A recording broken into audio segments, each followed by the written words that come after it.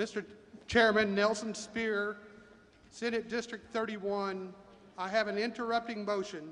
Yes, sir. I hereby move to suspend the current rules to allow the respected and honored Texas Land Commissioner Jerry Patterson to address this group regarding the platform as just presented by Mr. Meckler. That's 2/3, right? All right, and is there a second to that motion? Second. Let me explain what's going on and what the significance of that motion.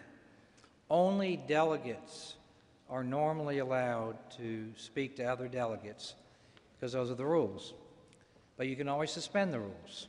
So if there is a non-delegate, which in this case is Land Commissioner Jerry Patterson, he wants to address the body, apparently on either in favor of or in opposition to all or part of the platform, he can be allowed to do so, but only if 2/3 of this body say it's okay for Land Commissioner Jerry Patterson to come speak to us. Does everybody understand that? All right. So that is a motion. Is it debatable? Is it debatable? It's not debatable. The motion to allow Jerry Patterson is not debatable. So we will move forward right now with a vote on the motion. 2/3 is required. I'll try voice vote if I can tell. If not, we'll do show of hands. All those in favor of allowing Land Commissioner Jerry Patterson to address this body, please signify by saying aye. Aye. All opposed? Thank you, Mr. Chairman. I'm Jerry Patterson from Senate District 25.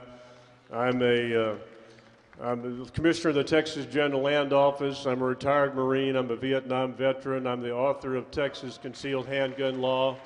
And I am a conservative. And I want to talk about something in the platform having to do with the immigration plank. And I would like to submit to you that the immigration plank and border security go hand in hand. Let me first say, before I talk about the plank, that I support voter ID. I support English first. I support a military presence along the border when needed. I support a physical barrier, including a fence, where it's tactically called for. I oppose our current policy of unconditional birthright citizenship. I oppose bilingual ballots. I oppose restrictions on law enforcement that would stop them from asking a question about someone's immigration status during an apprehension or investigation of a crime. I oppose amnesty. But what I will tell you, something that I very loudly, firmly, and with great fervor support, is a guest worker program as part of our border security. We have folks in this country who are here to do us harm. They are criminals, they are coyotes, they run things back and across the border, whether they're illegals or whether they are drugs or other contraband. And we also have folks in this country who want to work hard, pay their taxes, obey our laws, and there is no way for those to come here and do that lawfully because our immigration system is broken. We need a guest worker, temporary guest worker program that is in the immigration plaque of our platform, and I would hope you would favorably consider that. And thank you for the few minutes to address the convention very much. Thank you, Mr. Chairman. My name is Brad Bailey from SD 11. I speak against this amendment. I'm a member of the Temporary Platform Committee and the Permanent Platform Committee. We spent many, many hours of open delegation. We had the business community. We had the Minutemen militia president there. They've never agreed in 15 years of coming together. We came together and had an open discussion about this. And when we finished with all the testimony that we had, every single person was heard until they didn't even want to stop talking. And we listened to them. Everyone agreed 100% that they wanted a solution, not rhetoric. Texans produce solutions. We don't push rhetoric. We've proven that with the Texas energy policy. We've proven that with lawsuit reform. We've proven that with voter ID. And we've proven that with our booming economy. I want to separate fact versus fiction. Please pull out your platform right here, everyone has. Page by page. Number 1, on page 2, achieve 100% border security. Read that. Page number 2, only citizens would be counted in the Census Bureau taking.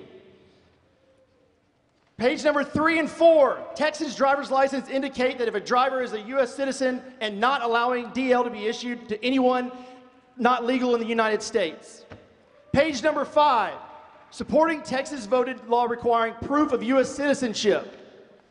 Page number 7, English as the official language. Page number 7, opposing any form of human trafficking. Supporting welfare reform, denying benefits to non-U.S. citizens. Page number 12, higher education requiring proof of citizenship for in-state tuition. No U.S. citizen not eligible for state, federal, grant, or loans. Texas residents given acceptance priority over foreign students. Page number 12. Public schools, we encourage legislation to prohibit enrollment of non-U.S. citizens in Texas public schools. Page number 12. Oppose public funding of foreign culture schools that we have in Houston, Texas, and having non-U.S. citizen as principals. Page number 13. Page number 14, we support a Texas volunteer state militia of armed citizens. Page number 19, we support American jobs as a priority. Page number 21, strong language for birthright citizenship in the 14th Amendment that reflects the 2010 plank. Fact versus fiction. On page 21, we said as Texans, we want solutions, not rhetoric. We're better than that, we can produce it, but we still have the strong language of the 2010 platform. I urge you to knock this amendment down.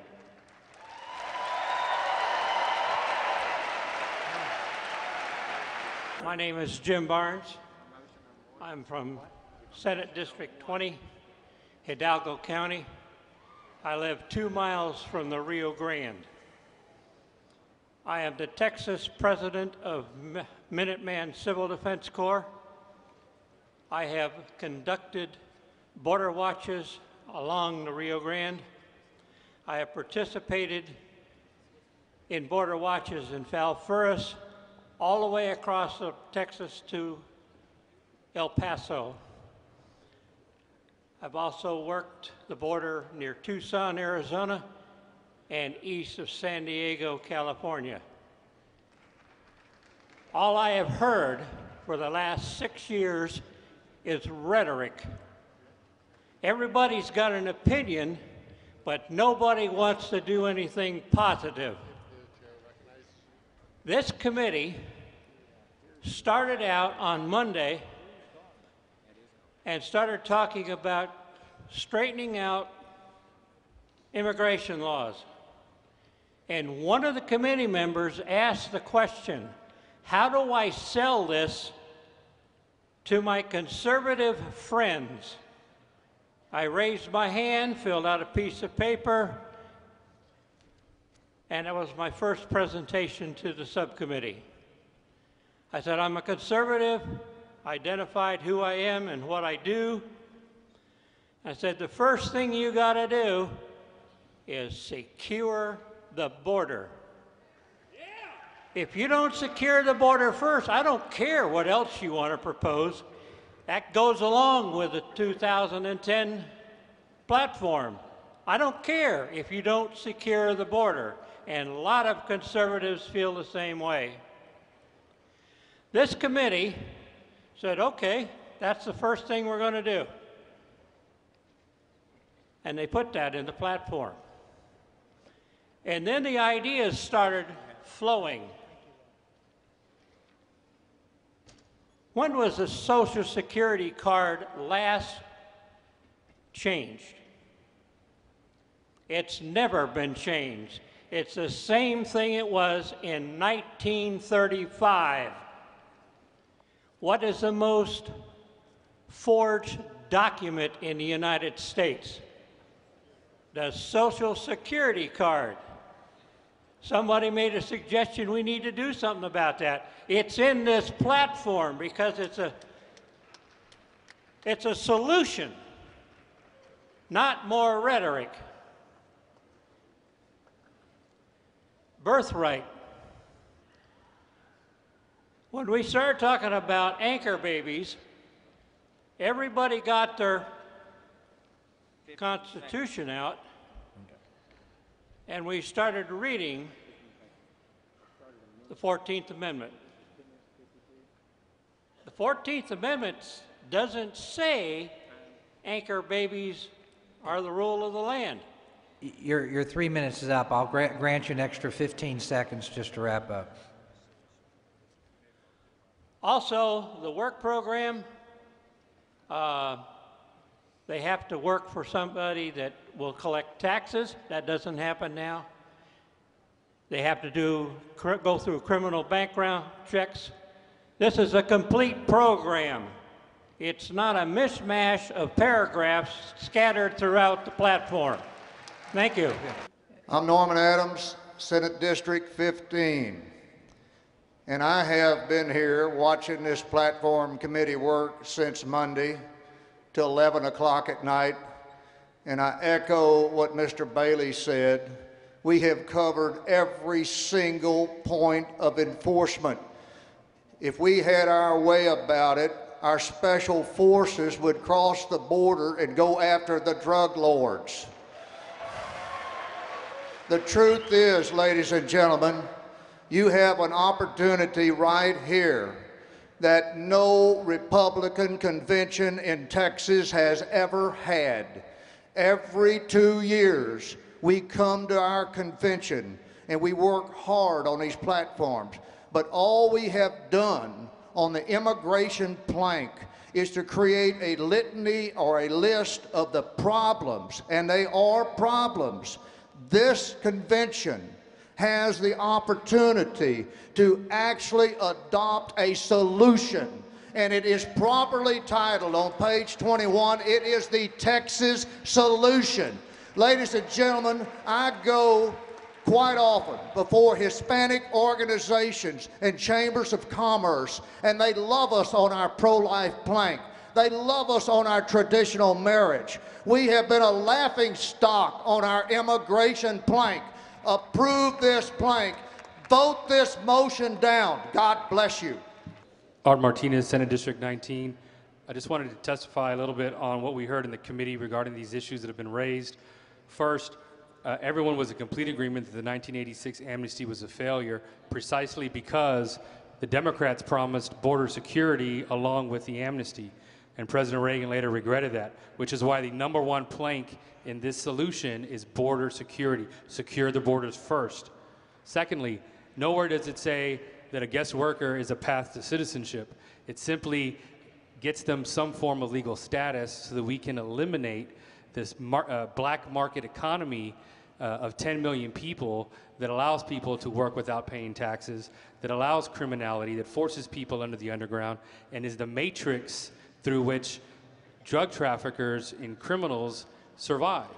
And so requiring people to leave the country in order to get their guest worker visa cuts at the heart of a solution that would actually work. Someone who's an immigrant here from El Salvador is not going to voluntarily return to El Salvador. So by adding this type of language, what you're going to do is continue the current system, and we all know that the current system, the current status quo, is unacceptable. That's why this idea was debated and rejected in the subcommittee unanimously. And lastly, on the issue of Hispanic organizations, we heard poignant testimony by Artemio Muniz Jr., who's the state chairman of the Federation of Hispanic Republicans, which is an official auxiliary of the Republican Party of Texas. And what he explained to us is that the Federation of Hispanic Republicans is not an organization that separates itself. It is not an organization whose members are just Hispanic or Latino. The purpose of, because they reject racial identity politics. Their organization is to be the arm or the branch of the party that reaches out into the Hispanic community and bring them into the party. and that their membership requirement requires all members to be a member of another organization first, a Republican woman, a Republican man, and a pachyderm, because we need to strive towards the day where the Federation of Hispanic Republicans is no longer necessary. Thank you. And so there were Americans of Hispanic descent who testified, and very few of them were represented by a Hispanic organization, because we don't believe in racial politics.